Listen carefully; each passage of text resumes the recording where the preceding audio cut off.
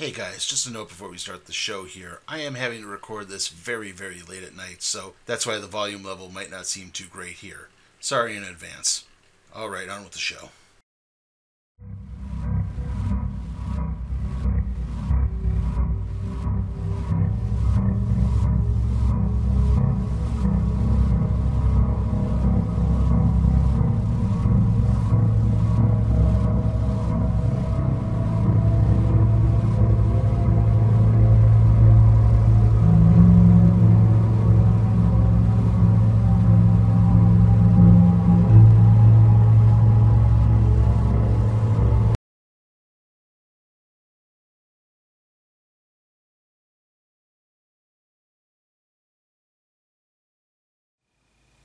Out of all the classic characters in Star Trek the original series, perhaps the most misunderstood is that of Dr. Leonard Bones McCoy. Yes, it's easy to see the cantankerous physician of the Enterprise, played so expertly by the late DeForest Kelley, under the catchphrase cliches about being a doctor, not some other occupation, or intimating to the captain about an individual's life status. But one must not forget that Bones McCoy represented what makes the human race so unique: humanity. Remember, McCoy is a doctor. His job is to save all lives at any cost. I mean, imagine if someone like, say, Spock were chief medical officer. Their logic will be dictating everything. Someone might have to die because, well, this other person might be easier to save. You get the idea? Or, heck, imagine if, say, a Klingon were chief medical officer. He'd be going around extolling the virtues of an honorable death in battle and traveling to Sto-Vo-Kor before actually operating on anyone. Basically, it's McCoy's humanity that makes him fight to preserve all life like any doctor would and should. It's his emotions that provide the counterbalance to Spock's pure logic, with Kirk naturally providing the balance between the two forces. In fact, it's the lack of a lot of these emotionally based characters like Dr. McCoy that I feel have been lacking in much of modern-era Trek. Comic book legend John Byrne must have agreed with me because in 2010 he wrote and drew a 5-issue miniseries detailing McCoy's exploits as a humanitarian doctor working on the outer rim of Federation space in the events that are leading up to his appearance in Star Trek the Motion Picture. And if you remember how McCoy looked in Star Trek the Motion Picture and wonder if you're ever going to get an explanation for the Disco Grizzly Adams look, I'm sorry, you're just not going to get that here. Anyway, that's what we're covering today. This is Star Trek Leonard McCoy, Frontier Doctor.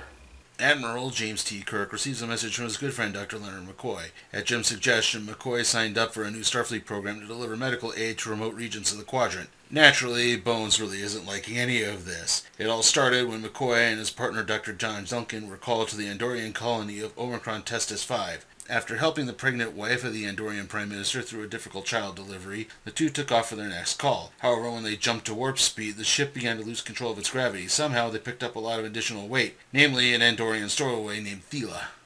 Andorians come from a moon made almost entirely out of ice, where the nighttime temperatures get as low as minus 28 degrees Celsius.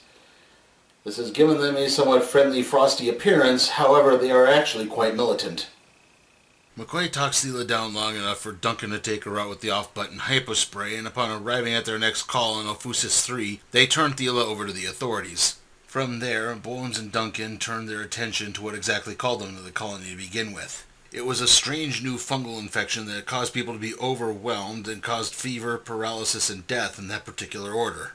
Thankfully, no one on the planet has been turned into fungal killer rage zombies because it turns out there are no immune prepubescent girls that they can vivisect.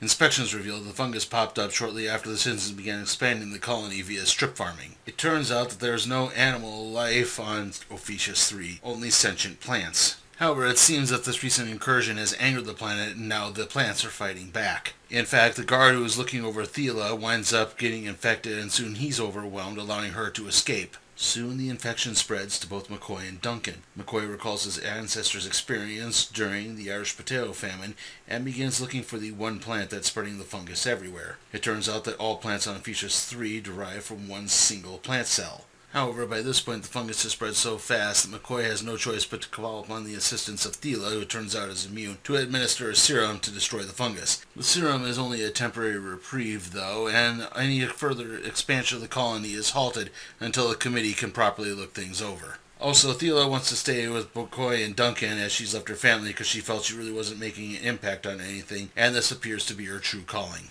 Also, it turns out that Thela is in love with Duncan, and the two soon become a couple.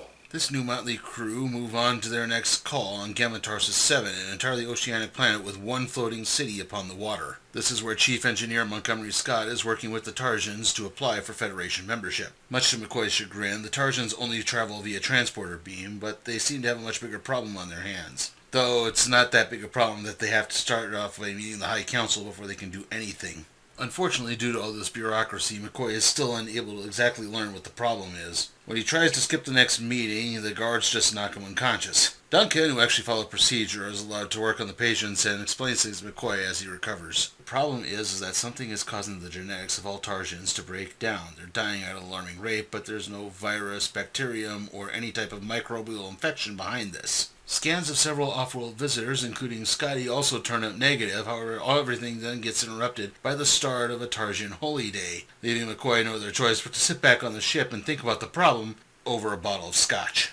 After about the fourth or possibly even fifth shot, McCoy goes for a walk and soon finds himself in the hospital basement with a door leading to a chamber containing a massive computer. However, before he can learn anything further, another security guard pops up and knocks McCoy out again. McCoy may have limited legal immunity from the Federation, but must still remain on his ship before a formal hearing can be held.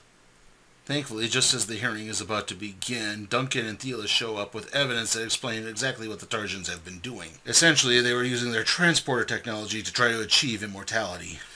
Basically, the way the transporter works on Star Trek is that an individual is broken down to the molecular level, those molecules are transferred through space, and then reassembled via a computer.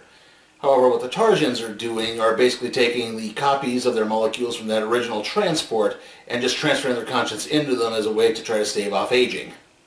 The problem being is that every time they do this, the genetic copies of all of these bodies start breaking down over time. Unfortunately, if they'll stop, they'll die off anyways. This has also rendered them completely infertile, so they can't create new Tarsians from this. With that in mind, the Tarsians drop any ideas of trying to join the Federation and decide just to kick McCoy and the others off the planet to prepare themselves for their own extinction. Yay? The trio lands in the middle of a war zone and soon loses track of Duncan in a firefight. Bones is forced to pull frantic Thela to safety as they run into a group of soldiers. The group know English, but claims no knowledge of the United Federation of Planets, immediately arresting both McCoy and Thela, believing them to be part of the enemy. That may be a bit more truer than previously thought, as it turns out that the Klingons have actually been supplying the people of these planets with weapons. It turns out that the way this evolutionary track on this planet was going, it was supposed to be more, let's say, the early Bronze Age on Earth. However, because of the Klingon intervention, they now seem to have modern-day weapons to be constantly attacking each other with. In fact, when this crew was sent to investigate things, they wound up shooting the craft down with a missile and Duncan getting separated from the rest of the group in a firefight. Now, why on earth did the Klingons intervene? They were bored and just looking for some entertainment. As he's being interrogated, Dr. McCoy suddenly hits on something. The two soldiers who are interrogating him are both clones. However, before anything else can happen, rescue appears in the form of none other than Gary 7. Gary 7 appeared in the Season 2 finale of Star Trek The Original Series, Assignment Earth. He's a time-traveling super spy who worked with his secretary, Roberta Lincoln, to help the United States in the 20th century launch a nuclear satellite. I covered more of these two way back in episode 55 of the Random Trade Review, where I covered a Assignment Earth miniseries also done by John Byrne. So if you're looking for more information, watch that. Gary and Roberta help Bones free Thela, where they begin looking for a way out, as Seven explains that he was investigating an American military cloning program. Gary knew that something was up because America wasn't supposed to have human cloning technology at this point, and eventually he wound up teleporting all of the cloned soldiers off to an uninhabited planet. It's here that the Klingons happened upon them and began using them for the wargame entertainment system, even going as far as to genetically engineer some of the soldiers into being female so that they can breed more soldiers. Thankfully, Gary and Roberta know where Duncan is being held, having found him earlier, and take Bones and Thela to a nursery. Unfortunately, the group is soon taken hostage and Seven is wounded, where they're brought before the Klingon leader, Kolar. Kolar further explains the genetic engineering and adds the point that now that they've been found out, they've decided to just cut their losses, destroy the planet, and leave. Thankfully, the Federation crew managed to get a distress call off to the USS Yorktown, who manages to destroy the Klingon ships as they take off. However, it turns out that this is the end of the line for Duncan and Thela, who have decided to get married and stay behind in order to provide health care for the clones and the babies on the planet, even if the war still continues to rage on. Also, Sam and Roberta head back to the 20th century. However, on the plus side, there's a surprise guest waiting to meet Dr. McCoy. It's just Dr. McCoy's old nurse from the Enterprise, Christine Chapel, who's now a doctor herself. And it's weird that they played this off as a cliffhanger because in the next issue it's just treated nonchalantly. Anyway, I would also be remiss if I didn't point out that the Admiral of the USS Yorktown is the former #1 of Captain Christopher Pike, the former captain of the USS Enterprise, who appeared in the original Star Trek series pilot, The Cage, which was then reworked into the two-part episode, The Menagerie. And, of course, both Christine Chapel and Pike's #1 were both played by Majel Barrett Roddenberry, so it's kind of an inside joke there as well. There seems to be no rest for the weary as a strange ailment begins affecting the crew of the Yorktown. Symptoms include highly elevated intelligence coupled with loss of inhibitions, with one victim attempting to disassemble the navigation computer. This all leads to a super fever, followed by death instantly, with it being likened to the brain simply exploding from the amount of information going off in it. The first victims were an away team who had visited the planet of Sigma Thermia 8, where animals were building large city-like structures seemingly out of nowhere. Now, though, it's been spreading to the crew before any proper quarantining can happen. Soon, half the bridge is just tearing the ship apart, with people dying at a faster rate. It even appears to have spread to sickbay as a male nurse attempts to use a universal translator on a patient. He mentioned something about DNA before getting knocked unconscious by some gas, and that spurts something in Bones' memory. Bones performs a similar procedure on the nurse and discovers that a microbial species has moved into the nurse's brain. Apparently, the human brain capacity acted like a drug to these little creatures, and it resulted in the accelerated brain function. However, now that they realize the full results of their actions, the microbes are willing to go dormant until they can be returned to Sigma Thermia 8. Yes, this is in fact eerily similar to that one episode of Futurama where Fry eats an egg salad sandwich from a gas station's men's room that affects him with parasites that actually increase his intelligence. McCoy steps off on the planet Palver-Lion 4 for some R&R and to meet up with an old friend named Alex. Alex's daughter Sophie picks McCoy up to take him back to his palatial home. Alex is suffering from Teesing-Barr syndrome, which is known to be fatal, and he wants Bones to do something for him. Take over his position on Palver-Lion 4. Alex takes McCoy about 30 kilometers down to a room housing a large computer. He explains that this computer is about 10,000 years old, but the technology is well beyond even that of the 23rd century. He had first discovered it on an archaeological dig about 9 years earlier. The computer acts essentially as a portal through time, allowing an individual to manipulate things at certain points. While this happened, a group of zealots from Palver-Lion 4 attacked the group and wound up killing Sophie. Distraught, Alex began using the computer to basically travel back in time and first attempted to eliminate the zealots, then tried to alter the religion, and eventually just went all the way back to manipulate the Palverians into being much more docile creatures. Now he wants Bones to take over for him after he dies so that this thing can be turned into the true utopia that it can possibly be. This causes Dr. McCoy to begin flashing back to the episode City on the Edge of Forever. Or, they'll just wind up remaking that Nazi planet from the episode Patterns of Force. It's then that Alex's health takes a turn for the worse, and as he lays dying, Alex makes McCoy promise to do the right thing, which the doctor does, by basically wiping the memory of the day, save for meeting up with Alex and Alex's death, from his mind completely so that he never remembers that this computer ever existed. And that concludes our look at Star Trek Leonard McCoy, Frontier Doctor. How was it?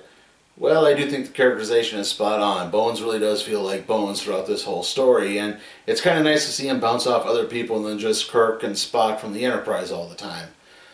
And there's some really nice artwork throughout this whole thing. Unfortunately, the stories themselves are just really rather repetitive. It's just Bones shows up on this planet, they're doing something wrong, he chastises them for it, but then nothing else really changes. And while I do praise the idea of having him interact with characters other than Kirk and Spock, Duncan and Thela are just really kind of boring. They're not very interesting at all, and it doesn't help again with the fact that these stories are very repetitive.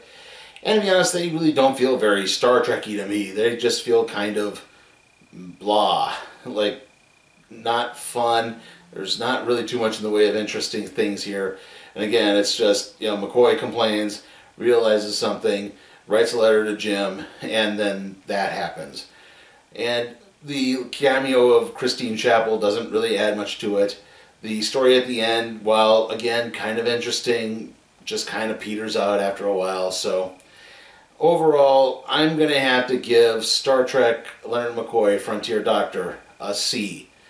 It's not terrible, but I would only really recommend it if you're a diehard Star Trek fan. And with that, let's see what we'll be doing next time on the Random Trade Review.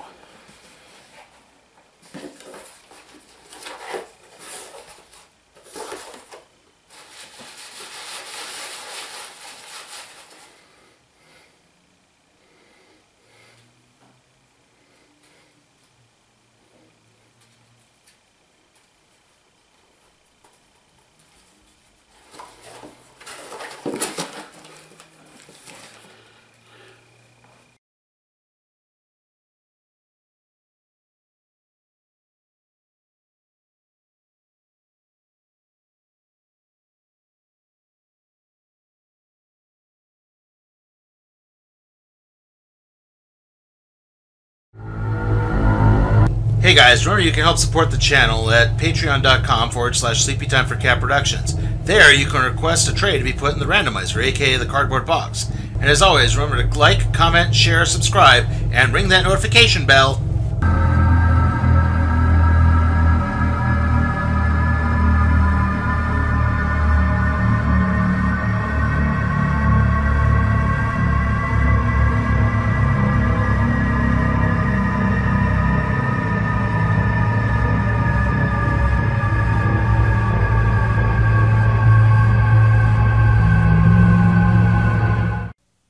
Science and nature.